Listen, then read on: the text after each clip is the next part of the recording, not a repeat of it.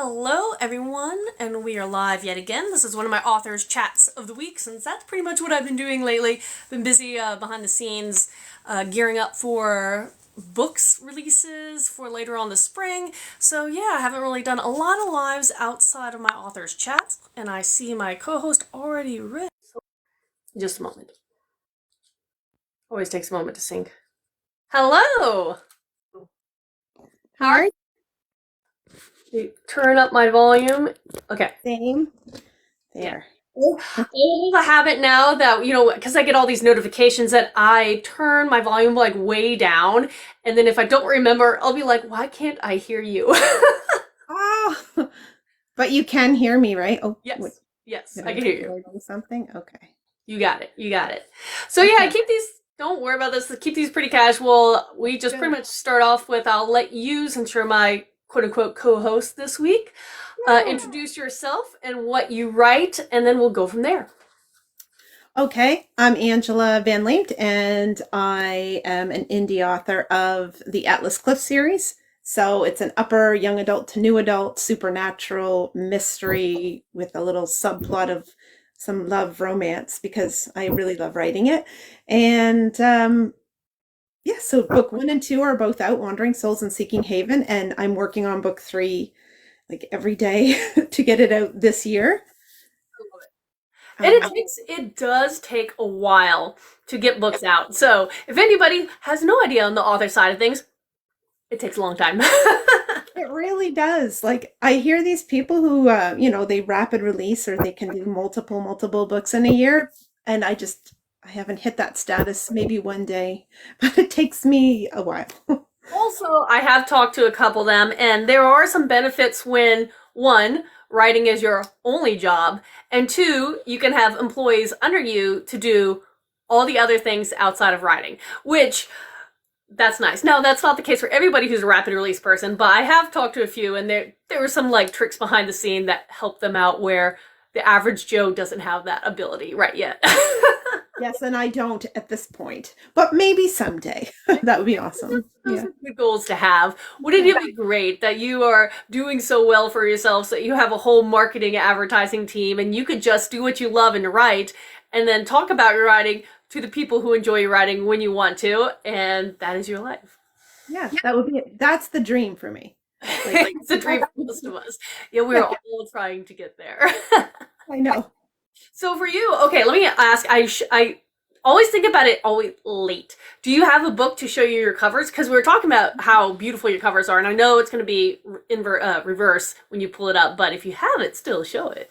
I do, and it's funny because I just grabbed them at the last second. I'm like, oh, I need a book. So there's the first one, Yes. Wandering Soul, and then book two, which is it's a bigger one, but Seeking Haven is book two. I love it. I Yeah, love it. And I have to say to you, like, thank you so much for sending me your books. So, because you're my welcome. TBR is like insanely long, but they're almost at the top now. It takes me forever, but they're almost there. Don't feel bad at all. I have the same thing. Like, I have really great intentions and many books I want to read. And, especially when I see all these authors on here. I even added yours today. I'm like, I have to look at her books too. But it takes so long to get to them all, especially when you're trying to find time to write. But it's really well intended and I hope to get through it. As an author or a writer, what do we do a lot? We read and write words a lot. So we're reading a lot. It's just usually our own work. Very true. Yeah. And that's when I like to read like other work too, just so it's inspiring. TV shows inspire me, music does, and reading other books. I love it. Well, I'll ask you what inspirations you have in a moment. I did see a question of someone that just jumped on asking what kind of books, and I'll let you quickly go over yours, and then I'll kind of go over mine as well. Since we I write this series is upper young adult, new adult. It's supernatural, paranormal mystery. The main character communicates with the dead. In book one, they've always kind of tried to get her attention, but she ignores it for the most part until she can't any longer. And then in book two, there's of course another mystery to solve. One of them tries to harm her, and she finds out more the history. Why does she have this ability? and So what's the title that's of the first one again? Because the people will be first one is Wandering Souls is the first one. And Fantastic. Seeking Haven is the second one. Yeah. Yeah, and for myself, you can see some of my examples of books in the background. I have 3 series at the moment. I'll do my quick Vanna White. Starting with my young adult, I have a young adult. It's kind of adventure-based, questing-based, portal fantasy, so it deals with a magical multiverse, 12 magical worlds, multiple, all sorts, and pretty much a free-for-all of mythological beast beings. I love pulling from mythology, and it is a kind of chosen one archetype on that one. Going a little darker, I have my new adult series, which is a war shifter series called the Incarn Saga that starts with the Isara's Claws, the Lady in the Blue. And it's my only complete series, but it is based around a kingdom on the verge of war where humans and shapeshifters have to decide if they can put aside their differences to fend off a greater threat. And again, my first series was the Jet Chronicles, starting with the 12 tasks. I don't know if you remember to see that. My final one is aimed at adults. It is a novella series, so they're quick reads. It's called The Guardian Speaker, and it is a dark Viking fantasy, so a retelling of Nordic myth. And so those are the 3 that I have at the moment, but I'm always writing more behind the scenes. Ha ha ha. And I love that poster. Thank you. I figured out doing enough of these and filming enough stuff for different media, it would be nice to have an inverted poster, so I don't always have to have things flipped around and remember to do, filters and... I just realized that. It literally is. Okay, that's cool. I advise it to anybody who wants to have a poster to get an inverted poster, so whenever you're filming, you can be like, see, there it is back there. That is cool. Okay. To-do list. It's a little bit of state. When you do this enough, you learn things. It's kind of like kind of on the side right here, since I just started direct sales, I know a lot of my author friends have posters of whenever they do sell, they put a pin where. So I just started mine, and it's a scratch-off poster, so that's why most of it is gold, because those are the places I have yet to sell to, and then I have a couple pockets of states that are my first sales, so that's kind of again, fun things you learn about when you kind of are on stuff like this long enough. Yeah, that's really cool ideas. I love it. Now, for you, where did your idea for your series come from? Because everybody always gets them from drastically different ways, reasons. So where did your inspiration come from for your series? I don't have a crazy wild story. It's literally was me late 2019 going into 2020 where I'm like, I need more. I need to do something creative. I've always been, into music and writing and all the things, but I just wanted to, I'm like, I'm going to write a book. I saw a novel writing course. So I just took it. I was like, I'm going to learn how to write a book. And so I literally went into the class, and the instructor said, okay, every week you're going to submit 2,500 words. And I thought 2,500 words in a week at the time just sounded impossible.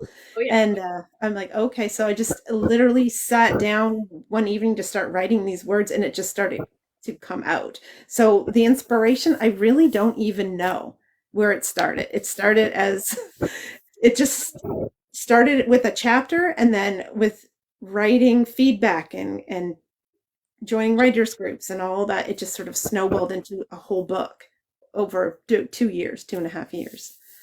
Then a book to is it going to be a trilogy, or is the series going to be longer? Because I know you're working on the 3rd one. Trilogy. So book 3 is going to wrap it up. And it feels right. The 3 books, I wondered, is this going to be 3 books? Will it be more? But I can't explain it. It's like when you know, and I just know that the 3 books will be good. But it's going to be in the way that if ever down the road I ever felt like coming back to these characters who now I just love and they're like real people, then I could, right? I could always do I don't know, where are they now? That's always open, possibly, but it will be 3 books and that's it. I love that. And that's nice too, because I have the experience once and about to be twice to say goodbye to everybody of a series. And it can be hard because you spend years writing them, then you do the years editing and going through that whole process, and they become part of your family. And so to say goodbye can be kind of gets a little emotional at times. Yeah, it's weird. They feel real. I feel like I know them. Yeah. Well, hopefully you do, since you are writing them into being, but... It's true. And with the book 3, that's one thing that's sort of nice about writing a series. And since you've got a couple of series, maybe you could feel it too, but it's book 1, you're sort of getting to know them, getting to know the characters, getting to even know the world. But now it's I know this world. I know these characters. So that part's actually the easy part now in the writing. like knowing your world, knowing your characters. So to start a brand new series, which I have plans for after, I'm gonna have to get to know the Mm. people and everything all over again. Well, it's like any kind of meeting of new people. There is that kind of awkward, what do I say moment, and how do we relate? And then you get to know people, and then you never know who's going to become like your best friend and all that kind of stuff. So books are similar, where you do, and same thing for readers, you're trying to feel out, especially for series books in particular, but you're feeling it out in that first little chapter, the first book, the first whatever, and then you're like, yeah, this could be pretty cool. Exactly. And then you have characters that you write and you didn't expect to love them as much as you do by the end. Like, oh, I just want them to come back, you know, depending on the situation. Oh, that's true. Oh, that's true. I have a couple characters where early on in the series they weren't likable, and by the end I'm like, they're one of my favorites. It's so true. I understand that. I have a similar character and she starts off not very likable, but I really like her now. Hi, JC. I just noticed JC's in the comments. JC Fuller. Yeah, anytime you see, comments or questions, and anybody who's listening in wants to ask questions, since I will, if this platform is nice to me, and more often than not it is, I'll be able to repost this on my YouTube channel and put all your information down below. But they don't get to see all those words and notes and stuff like that, so I'll always ask the questions aloud. But feel free at any point. So hi. But yeah, no, it's a neat experience, especially when you write your first book and you write your first book, and that is an experience in among itself, and it's daunting, and it takes time, and then you realize by the time you get to the second book, your writing's a little quicker, a little better. Again, part of it is you know the world, you know the characters, but part of it I think is your skill set improves. And have you noticed that your skill set has improved from book 1 to 2 and now 2 to... Definitely. I've really noticed, and I've even had like people, they're like, "Oh, I really enjoyed book 1. I loved it. But book 2, they love it even more."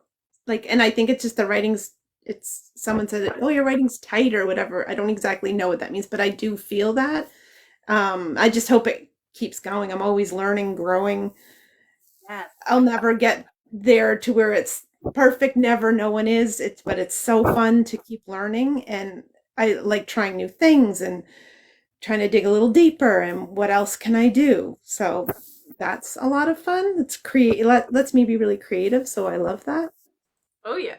I Yeah. absolutely agree. And then you will notice when you get there that switching between series, that also allows you new creativity, because what kind of structure you have set for one, you can kind of start from scratch from the next series and play if you want. Like for me, for a short story, I started playing with first person's perspective versus third person, and didn't really like it, but at least I challenged myself to play around with something like that. And I'm working on a book which will be my first multi-POV book, where I'm used to just doing a singular POV, and it is kind of fun to play around if you're ready to kind of test the waters in different ways.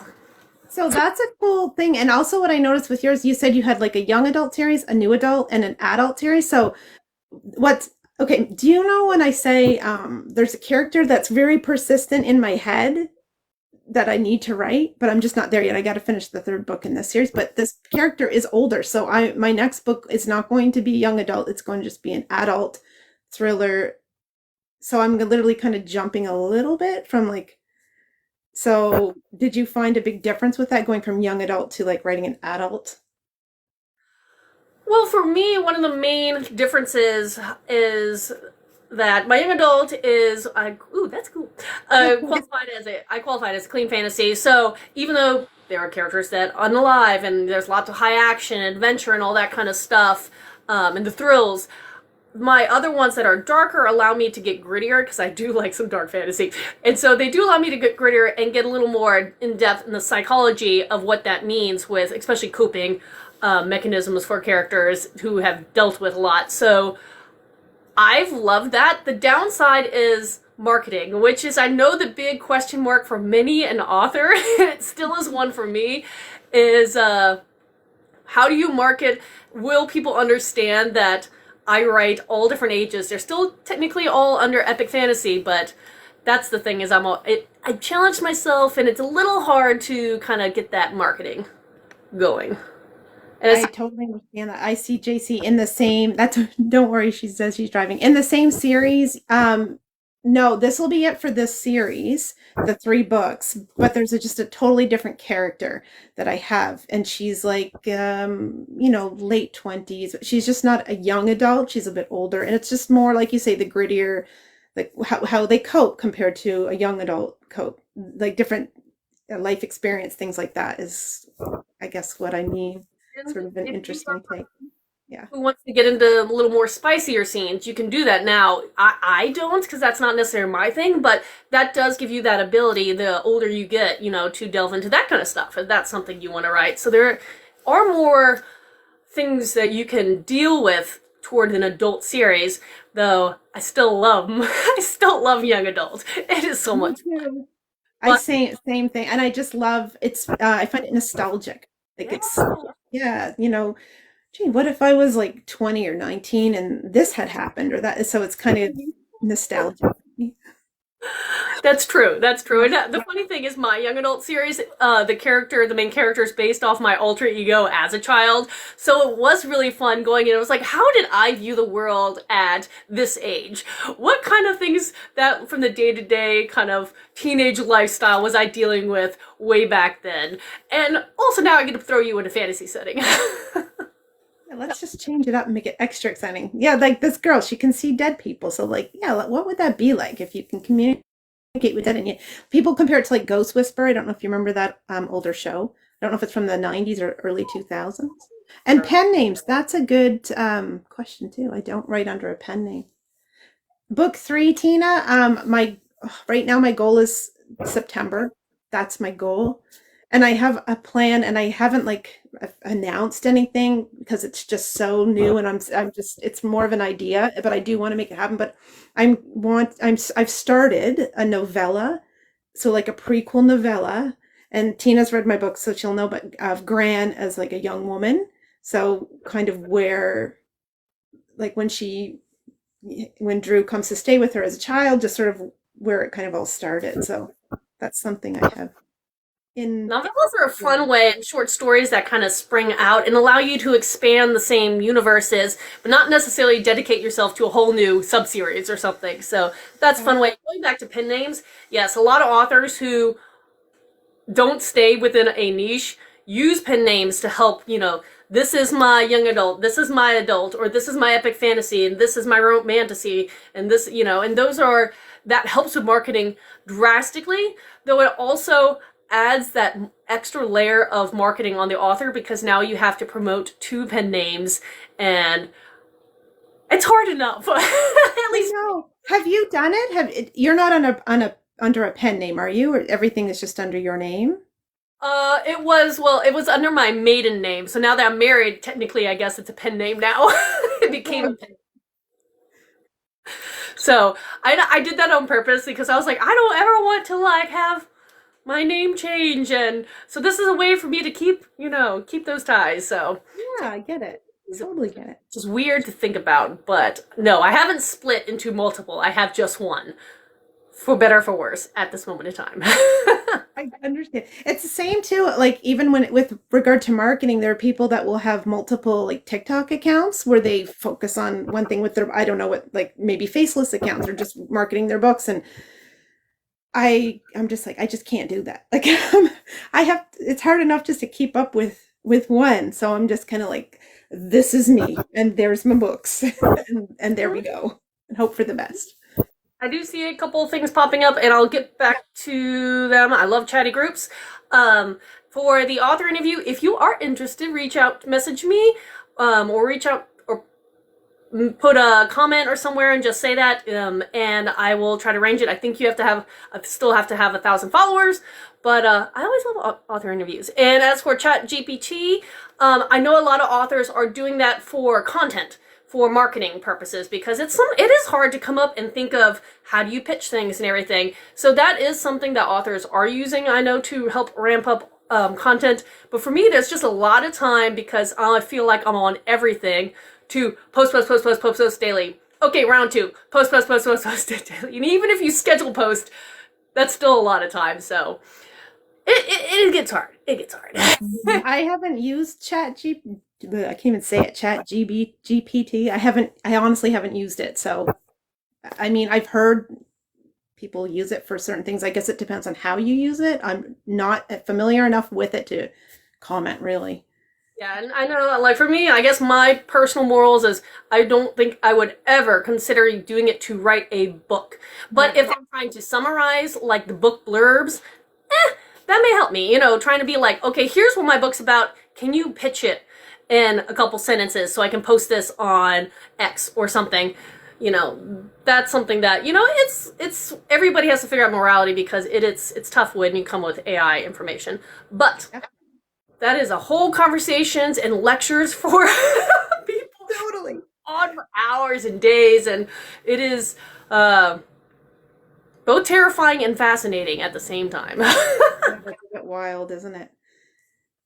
But yeah, okay, so with your books, did you choose, because I mentioned earlier that I do singular POV with all the ones I've written so far, though I'm dabbling with multiple POVs. What did you choose for your initial book series? Did you choose just to have one or more? One point of view, just one point of view. So I've read books with multiple point of views, and sometimes it loses me. It really does. It loses me out of the story. It's not my number one go-to. But then I've read some like really good ones where it's done so well that I absolutely love it. But for me, writing, I just wrote one point of view, and I write in the third person. Like you're talking about that, how you switch from first. I've thought of doing that too. Like I wonder what that'd be like to just write something in the first person. Another. But it's just been the way I don't know why exactly. It just sort of, I took the courses and the writers groups, and that just seemed to be the direction I ended up going in. And the series is single person, third person. Yeah. I feel like there's that comfort level with how, whatever it is. And I did notice that I do prefer reading books that are third person, and not to say there are definitely some first person books that I have that I will rave about, but I just prefer reading it. So it just made sense to write it because, and that's the thing is authors should love what they write because you're going to be editing it for a long time. For a long time, yeah. You're not just going to be writing it and be done with it. So make sure whatever you choose, single, multiple, third person, first person, second person, you're going to be okay with it for a long time. That's so true. Because that could be tough. So let me ask you, because one of the things that I like to ask is, with your books, where can people find your books? Like, are you exclusive through Zon? Are you a wide distribution? Do you sell directly? How do you get your books to people? I'm on the Zon, and both books are in KU, and I've stuck with KU because it's good. Like the page read seems to be popular, so I keep them there. I'm not opposed to going wide. Maybe someday I will, but for now, that's where we are. I do have them on Ingram Spark so that they can be in bookstores. So they're in like my local bookstores, and people could get them online from Barnes and Noble and that sort of thing. The paperbacks, that is. And yeah, an audiobook. I have Wandering Souls is an audiobook format as well, on Audible, or iTunes. And Seeking Haven is going to become have an audiobook. It's Jillian Yetter, and she's on TikTok. I don't know if you're familiar, but she'll be doing the audiobook for Seeking Haven. I think she'll be starting that towards maybe the end of this month into next month. So. Fun. So you're ahead of where I was at your stage. It took me forever to make the leap into audiobooks because one, it's not a medium that I typically go not a medium that I read from, but the other thing was just the sound of it sounded very expensive, and I kept like postponing, but I always say kudos to authors who jump on it early on because it's something that can be both valuable for them and readers alike, because you'll get this whole set of readers that is their medium and that is it. Audiobooks. Yeah, I do love audiobooks. I mix it up. Like if I'm, walking or in the car or whatever, to put on an audiobook and listen to it, it's relaxing. So I do like both. So I guess it was just a natural thing for me to yeah, well, let's look into audiobooks. So, and hi, Kami. I see she's in there too on the chat. Yeah, no, and it's one of those things. Again, looking back at it, I wish I started it earlier because I'm on this race because I have enough out that I'm always behind, and people are like, "Where are the rest of the series?" I'm like, "It takes time." Yes. Everything takes time. So I have like a handful of them out, but it's still trying to. It's always that catch-up game. Start early. Hi guys, I love it. This was I have not done a 4 o'clock live in a long time, so this is kind of fun seeing who likes to hub at this time of day. At least I four know, o'clock. I wondered about it too, because often it'll be like later in the evening, and the time difference for me too, because I'm Atlantic Standard Time, so I'm often quite late depending on the time zone, so it's really cool. Oh yeah, and it is fun to play around because I know that earlier in the day I have friends, author friends who are in Europe, and so they're still awake, so they may pop in and say Cool. hi. During the later day, you're focusing more stateside. I found, but so it's 1:30 for you. Yeah, okay. I can see time differences, and that also Mhm. is one of those things you have to be aware of with scheduling these because I made a mistake once recently. Oh no. But no, that's fine. So let me. Okay. So what is one of your favorite experiences with your author career so far? And Oh, obviously, there's holding your book the first time because that's always a great one. oh, that is a huge one, and it doesn't get old because even the second one, I ordered like a box of some author copies, and when it comes in, it's like, my God, I made this, like I created this. It's crazy. So that's a huge thing. And book signings, that's just surreal. It's like extreme. I've done only two, and just well, I have two books. So, but at my local chapters, Indigo. If you're Canadian, you'd be full. That's our sort of our Barnes and Noble version is sort of chapters Indigo here. But it was really fun, and I was completely nervous, and but it went well, and it's just strange, like people walking by and that you don't know and asking you like, oh, who are you, what are your books? And so that's kind of the most surreal. And also, it sounds crazy, but just being on Book Talk and meeting people that I never would have met before, like connecting with people really all over the world. So that's been Global really fun. community, us bookish people. I know, it's wonderful, like it's just wonderful. Social media is, when you think about it, it's just crazy how It it's is. a game changer. It just is. There was early on when I started my my live author chat series. One of the first people who I got to talk to on here was A.K. Mulford, and I don't know if you follow her or know her, but she at the time was living in New Zealand, so we had to like schedule the timing correct so that we were both awake, and being able to like fit it in because we were almost 12 hours apart, which is I wild. was gonna say, like, be middle of the night, middle of the day or something, wouldn't it? Yeah, Or so it just was like you had to overlapping. like I think for me it was like really late and really early for her or vice versa. Whatever it is, we made it work. But it is such a fun thing to be able to talk to people from all over, literally all I over. really love it. Just I've made some amazing connections and it's been great. Bye, Kami. See, and this is great because I know now that you have some real strong fans for your work, so that should make you feel happy because I always love to see that It's with so authors. nice. Like that's very surreal. Like I love hearing from readers.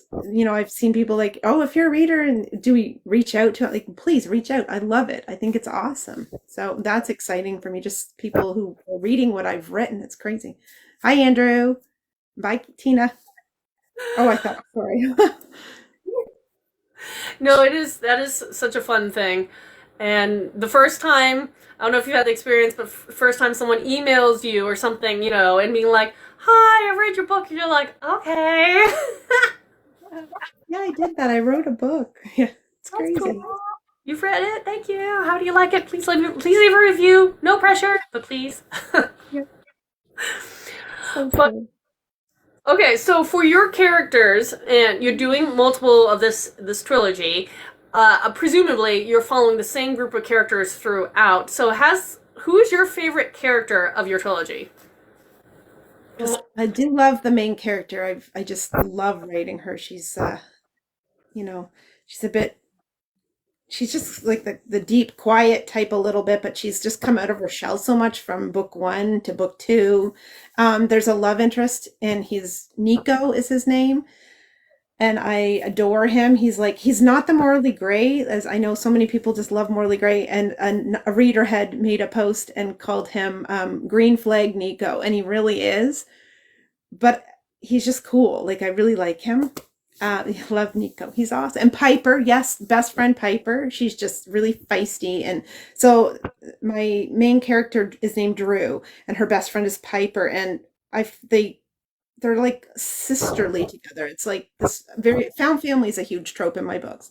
And Piper's that adventurous spirit, feisty. She's really pushes the main character out of her comfort zone. So it's like a nice compliment between the two. And I love writing the two of them. She's like the sidekick. And then in book two, there is a ghost named Ori who really just developed through book two. And I was like, I just love this character so much. So yeah, there's a few. I love writing them. Like I said, they all become real. They Yeah. become real people that you created. Yes, I know. It's like, where did I get the inspiration for that? Yeah. I don't know if I can't remember what year they came out, but there was a series, started, the first book was Inkheart, and one of the concepts was someone had the ability to read out things from books. And it's just, the concept of what happens to a book character when they come and face to face with the author that wrote them and stuff like that. It's just like a little meta. But what would you do if you were able to have a conversation with one of your characters? Oh my God, that is such a good question. What would I do? I don't know. I don't know how to answer that. Like, I would have a conversation. I would ask them, like, because I feel like I know them and why they decide the things they do, but sometimes I'll have a storyline in my head. I will say this, where I'm like trying to write them to doing something or being with a certain character, like the main character, for example. There was it's not a love triangle, but has triangle elements, but it's done very, very differently. So, and in the second book, in the beginning, I'm like, maybe they kind of reconnect, but it just was like forcing it. And it's like your characters are coming back going, no, that's not how it's supposed to be. It's supposed to be this way. So that's kind of something I guess I would ask is, well, what made you decide this instead of doing what I was going to do? Yeah. Does That the that sound completely, does that make any sense at all? there were, I think most, again, I'm not ever going to say all, but most authors have that experience where I call it the book writing itself, where things come alive or make changes, even though you expected it to go this way, maybe even wanted it to go that way, but it veers Yeah, dramatically. And you're like, totally. huh, okay, well, Yeah. fine then. Maybe that's have you heard the term the discovery writer? That's or pantser, that's me, like total pantser. So that might be why that happens. Because I just writing and then something happens like, oh, I didn't see that coming. Okay. I feel well, no, okay. I do know some people who are hyper planners, and that's not the case. But I feel like I'm in the middle where I plan a lot, but I've allowed after these few years allowed my characters to be like, if you have something you want to say, I'll let you say it in your way. It's okay. It's fun because you learn backstory. You have characters that pop up in the books that you never expected. You have, full-on scenes or, again, side quest that you're like, huh, where'd you come from? Yeah, I get that. I do. It's cool. It is. It's, again, that a way to immerse yourself in your own story and it becomes alive even for you. And you're like, huh, because there's the joke of the author or the reader asking the author is like, so where do we go from here? And the author's like, I have no clue. Your guess is as good as mine. It's here to write it. Yeah, there's like even a TikTok sound or something that's like readers be like, OMG, what's going to happen next? And then the writer's like, your guess is good as mine or same. Like, I have no idea. So we're kind of in this together. It's like the draft, when you're drafting the book, well, for me, I'm drafting it and it's like telling myself the story. That's kind of where I feel like I am with book 3 right now.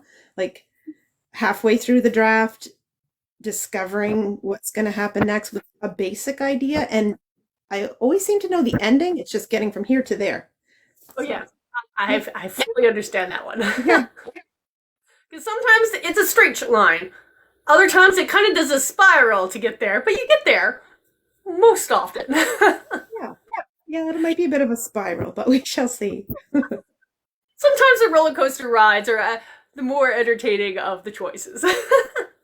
True. True. I see a comment talking about how Andrew needs to get your third book to go with 1 and 2. So That's so awesome. Thank you. I love Yeah, it. Andrews and I've been at like mutuals on here, I think from almost the beginning. I've been on TikTok for just over a year, so it was like a year last September or whatever. Oh, I guess it's been more than that now. But it's not been a super long time. So it's really cool to see people that I connected with that long ago in the beginning, then they're still like supporting and still Mm-hmm. there. It's awesome. Mm-hmm. Because, and that's the thing is, you develop book friends. Yeah, Actual. definitely. And it is really cool because if you ever get to the point where you travel and do some, bigger signings or conventions or whatnot, and have people being like, I know you. And you're like, oh, hi. It's fun. It really is fun. I love that. I haven't done that yet, but have you heard of the Vegas one? There's a Vegas one every November. Yes, I did it the first time this past November, and I absolutely loved it. I was blown away. It's very overwhelming because there's so much information thrown at you at once, but it is a lot of fun because so many faces from here, all different places around the world are there. Pretty much any of the big names in indies shows up. Oh, really? Okay, so that's like it's on my bucket list. I just don't know when. But in the next couple of years would be amazing to do that.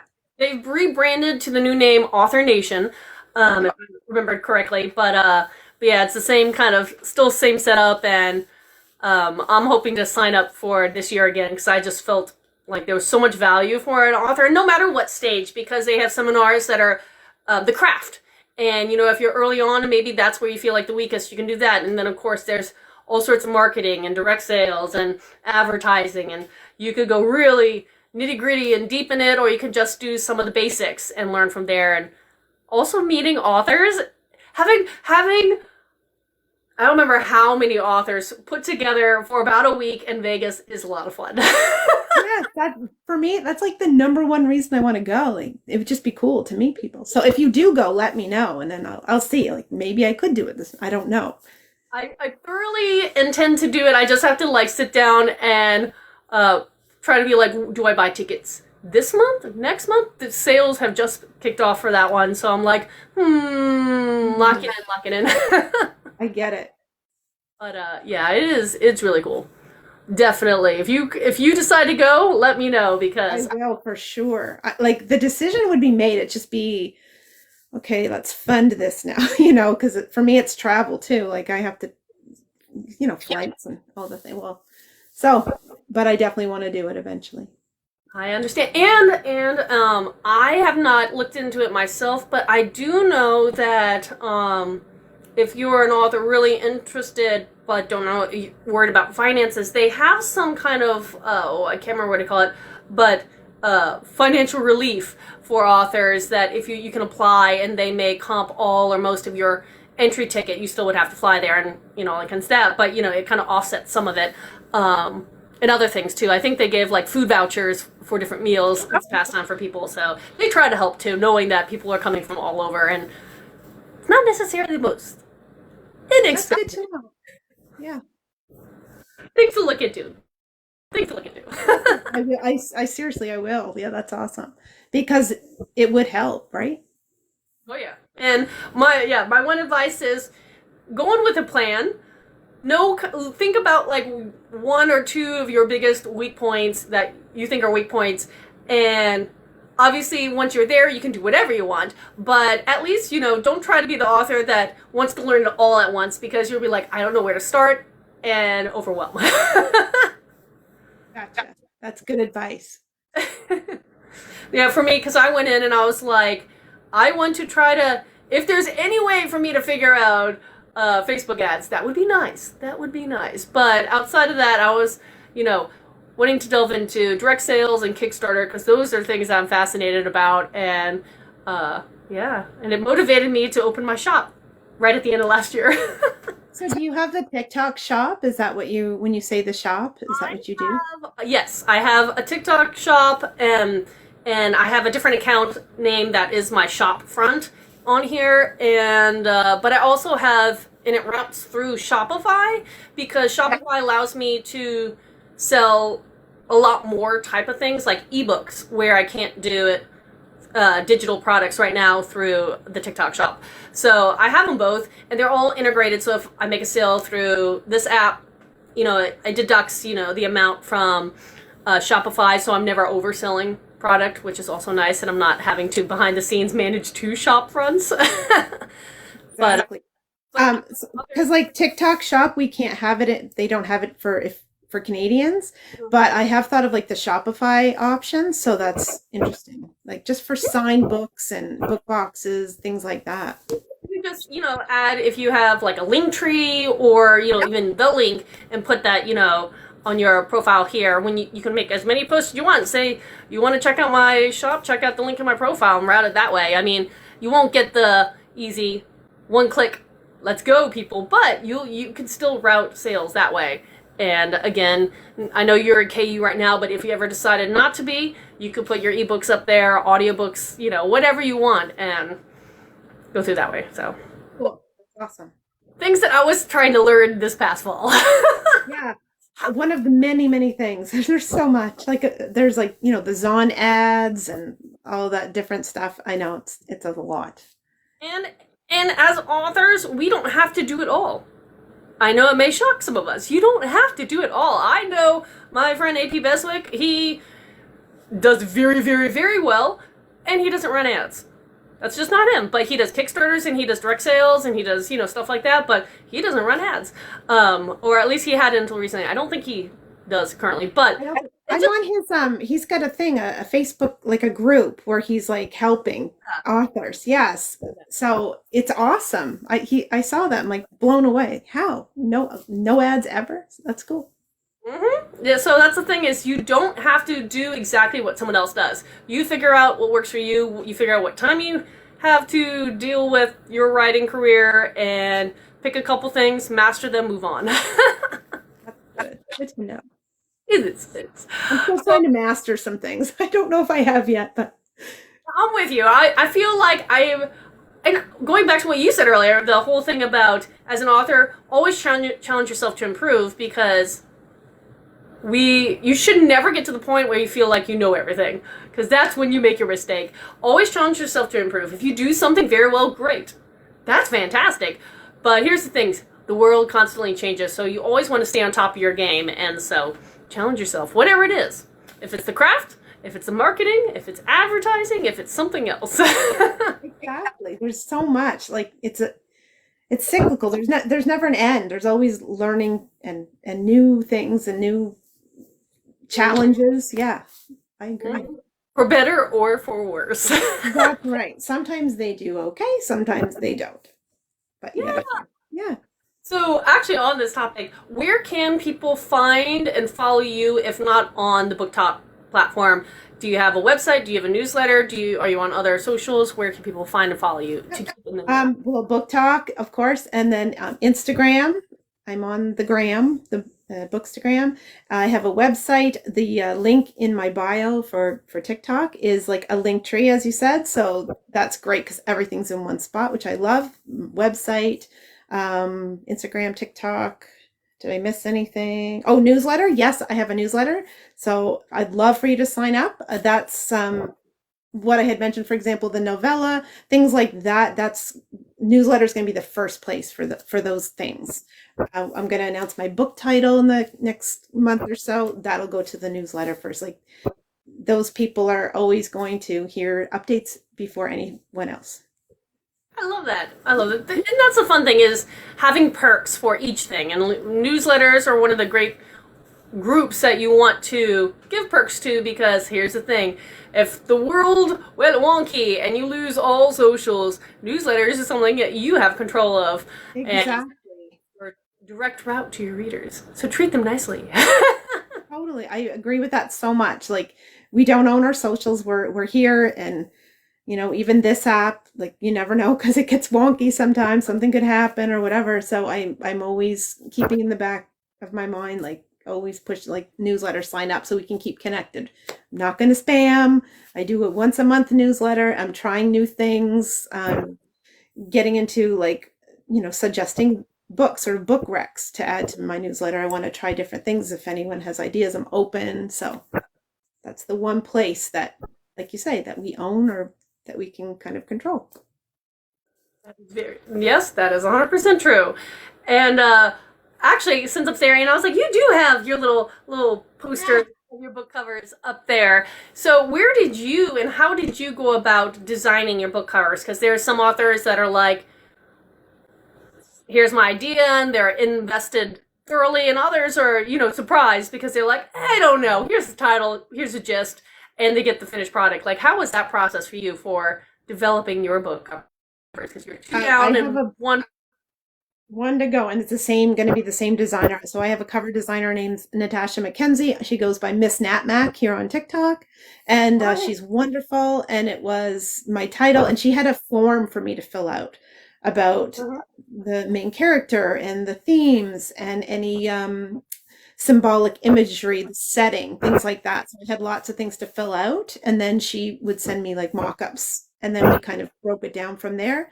So the great thing about the series is we had book one like done, and the concept and the theme. So it's sort of sticking along with that same theme, but just changing it up a bit for each book. So that's fun. So she'll be doing book 3 in July.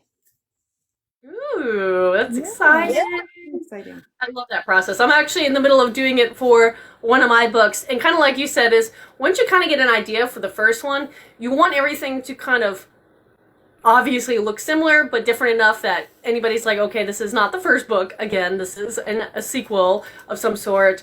And that's the tricky part because I realized that this is for my young adult series, each of the books evolved a little bit. And it's a fun evolution, but, I'm trying to find a sweet spot where they don't jump too much. They keep kind of a continuous flow and are unique. And it's a fun challenge sometimes when you're trying to develop covers.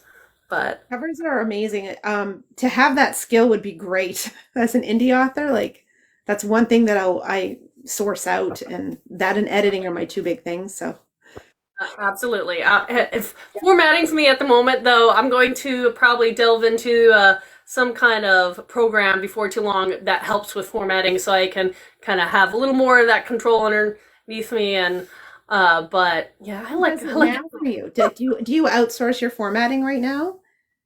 Yeah, right now I have someone else who formats for me, but I, really would like to have that ability. Plus, I would love to find a program where I can do some of the little. I get kind of fancy, but I would really love to have some of like the pretty like overlays or something. So I just learned that skill, the formatting. That was one that I did. I had someone do it for my first book, and then I was like, okay, I'm going to learn this. I got Atticus for Windows. The one I want to look into. Yeah, okay. So if you have questions, you reach out, because I took an entire weekend last summer and like watched tutorials and played around with it, and I had a lot of fun, and I love it. I love that software. Okay, good, because that's the one that I want to get into. I scheduled my plan for the year that this particular month was going to be the hardest one, with the hope that everything could get easier. So if any kind of hiccups happen along the way, I kind of have a little bit of, space, fluff, backup, whatever. That's the idea.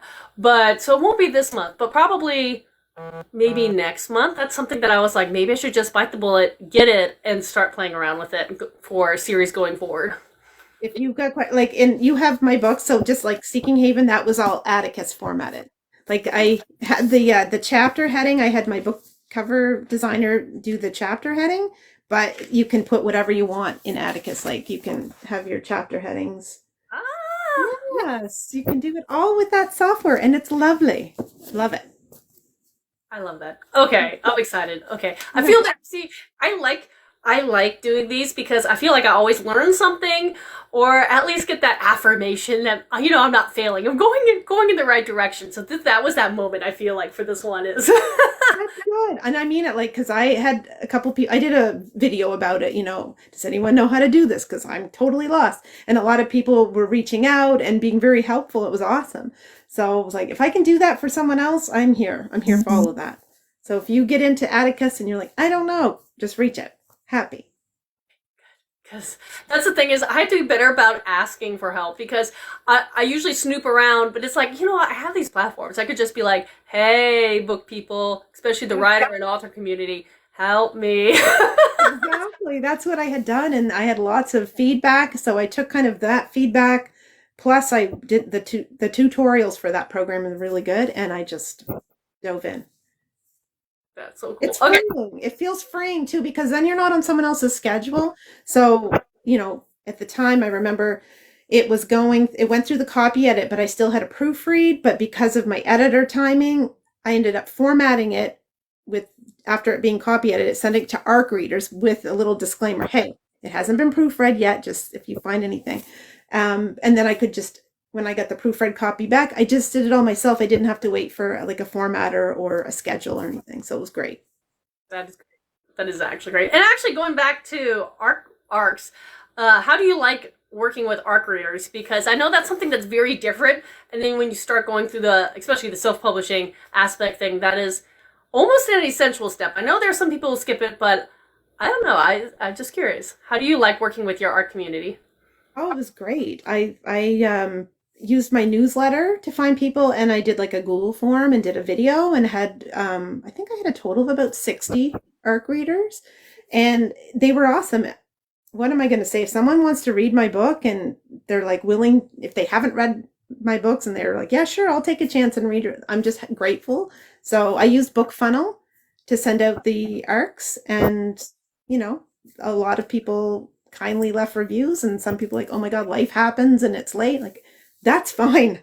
No judgment here. Like, I'm just grateful for ARC readers. And I've had some really amazing ARC readers who've then gone on to create content with my books and videos. And it's really emotional because it's so important. I have a lot of gratitude. So I think I'm a pretty easygoing author to work with if you're an ARC reader interested. So I'm happy to have people on my team. And when do you have your ARC reader signups open, since you have a third one coming down the way? Yeah. I haven't narrowed that down yet. I'm just not there, but I'm thinking it'll be closer to summertime, maybe June or July-ish, something like that. But as soon as I know more, then I'll definitely be posting. I like to give as much time as I could. For book 2, I gave them, it was about a month that they had. I'd love to give more than that. It's just the way the timing worked out. So this time, if I can, I will definitely do that. Yeah, I think especially for full lengths, a month is good. It's not too far in advance that people forget that they're supposed to do something, but it gives them time. Hopefully they're not pressured, because they're definitely the readers who can read it in a sitting, and then there's going to be someone who takes weeks and weeks and weeks to read a book. But a month is a good, I think, time frame for that. I know with my novellas, I cut it down a lot because they're that much shorter, but yeah, that's a good range. That's a good range. Yeah. So also, let me ask you, since the hour is getting closer to ending. Oh, it went fast though. Holy cow.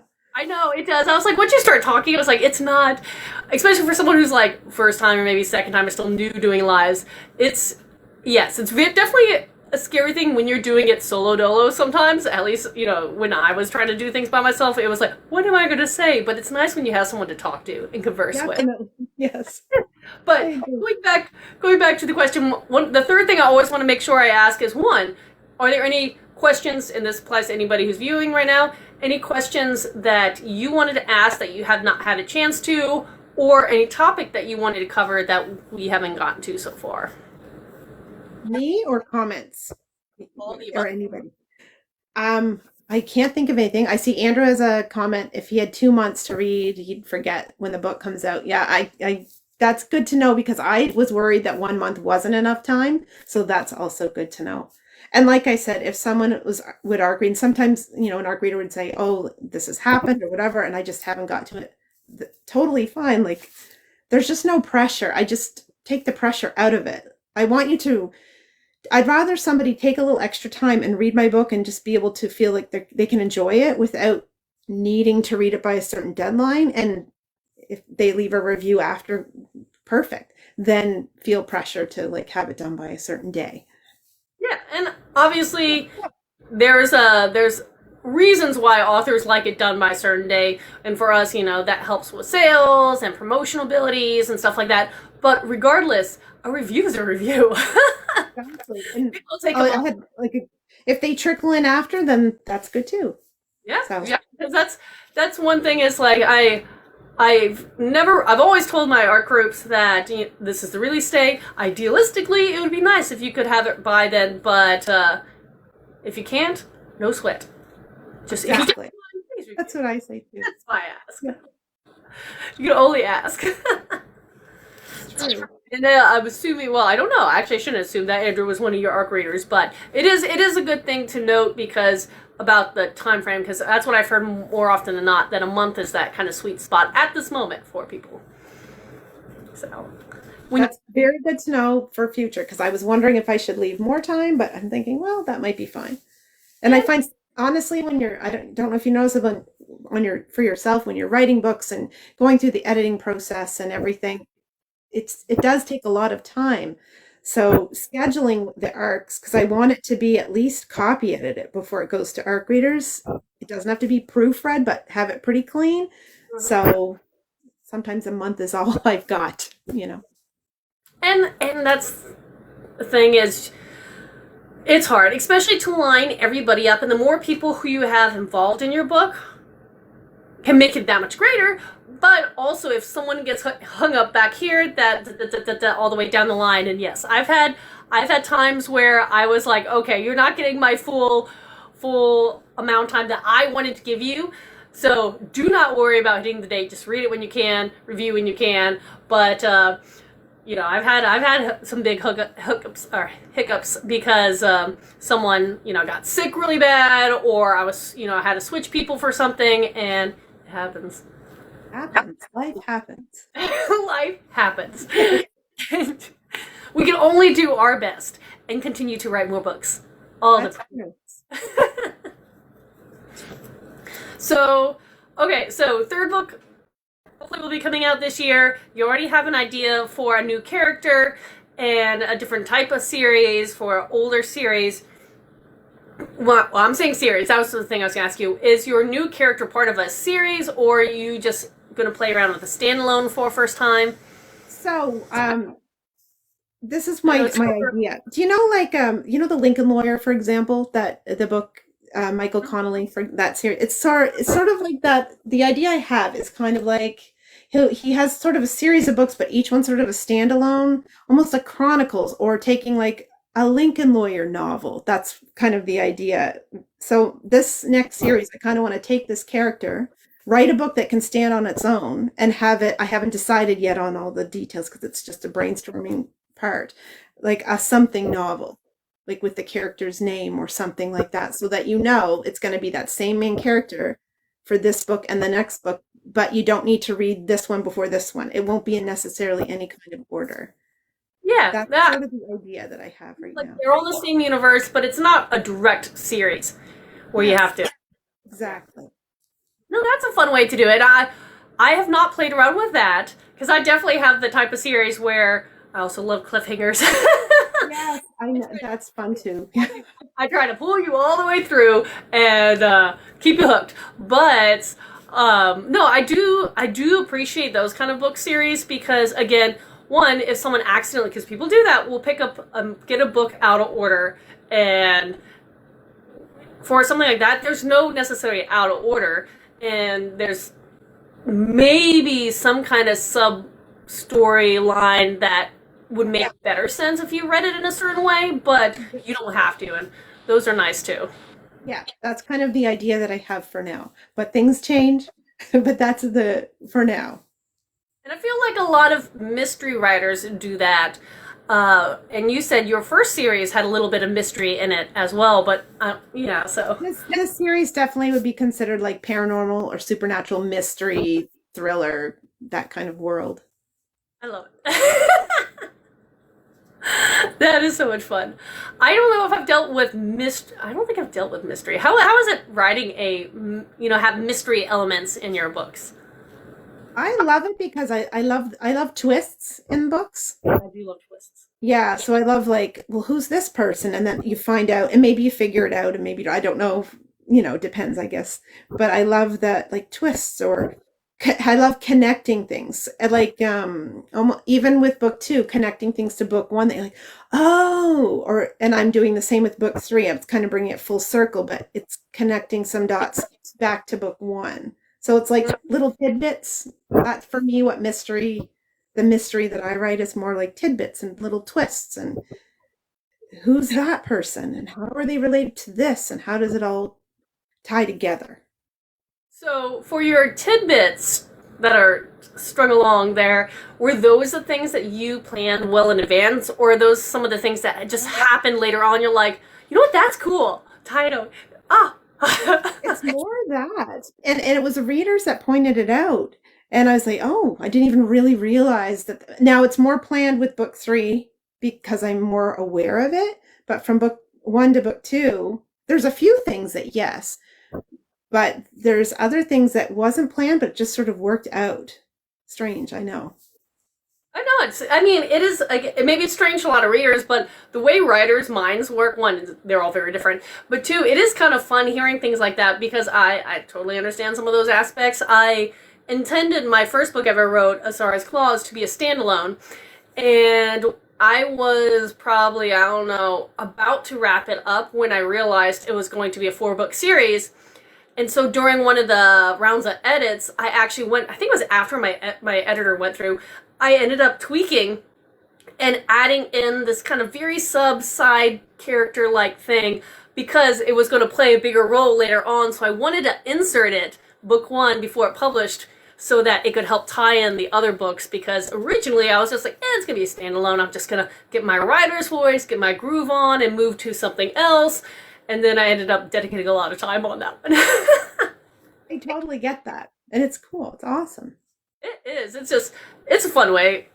Again, I love talking to other authors. I love finding out how everybody approaches things and what works for you, what doesn't, because, I don't know, this community is so much just fun and nice and sharing, at least the ones I've interacted with. And Same. Same. I'm grateful to them. Like, I just love to share. I love to help if I can. People have done the same for me. So it's just this pay it forward and yeah. And I'm going to write on my note because I'm getting better now to keep a little notepad on. So if I hear anything, I'm going to mark a note for you and Atticus. So if I ever get a hook, have a problem with that, I probably will be reaching out behind the scenes and being like, Definitely. I mean it. Please do. It like I'm happy to help. And if we need to do like screenshots or anything, we can like email or whatever you want. Doesn't matter. However you want to do it. Or have a chat or whatever. well, thank you for coming out and joining and giving me the confidence again once that extra confidence I needed for Atticus. But thank you for coming out and hanging out today. And if you ever want to do one of these down the line, post book 3 or whatever, just let me know. I schedule them well in advance. But I definitely would love to do this again. And I've had a great chat. The time flew by. I'm happy to anytime. And thank you for having me. and I will keep in touch. And for everybody who's been listening, thank you so much. And until next time, everyone, have a lovely rest of your week. Thank you. Bye. Bye.